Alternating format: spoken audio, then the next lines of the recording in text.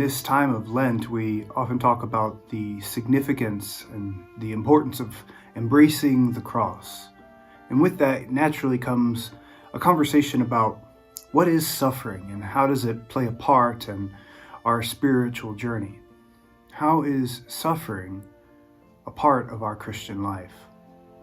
I think right now, as the world finds itself grappling with this question of how do we care for the sick, as well as how do we keep the economy going, how do we care for those who are worried about how to keep their rent paid, how to keep the electricity on. This question of suffering is one that is all too real.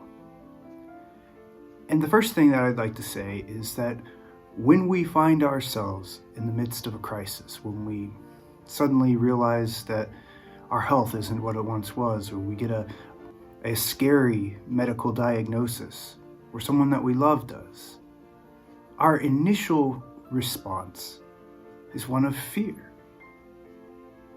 one of wishing that this wasn't true, maybe even being in denial about it. I think the first thing to acknowledge when we find ourselves in the midst of suffering is that it is normal, that it is okay to be scared. And secondly, our initial reaction is to run away from it. Maybe avoid talking about it, avoid thinking about it. And then we find ourselves in our moments of prayer, often saying, Lord, I know that you are with me, but please just make this stop. I can't take it anymore. I don't have what it takes to get through this. Lord, bring it to an end. I think that in this time of crisis, in these times of fear, it is normal to feel that way, but the Lord assures us that He is with us, and that the beauty and the miracle of the cross is that God can take the most frightening things, the most deadly things, and turn them on their head, to turn them into opportunities of transformation, restoration, and even bringing back the dead.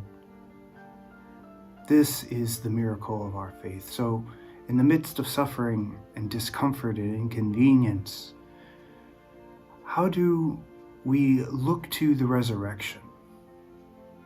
How do we take this as an opportunity to say, Lord, not my will, but thy will be done? And we will be amazed at the spirit of freedom that comes from it. Even if the thing that is causing our suffering is not taken away, even if it doesn't end, we will be amazed by the new life that God begins to bring forth from us and through us. If only we would trust in Him and look forward to that resurrection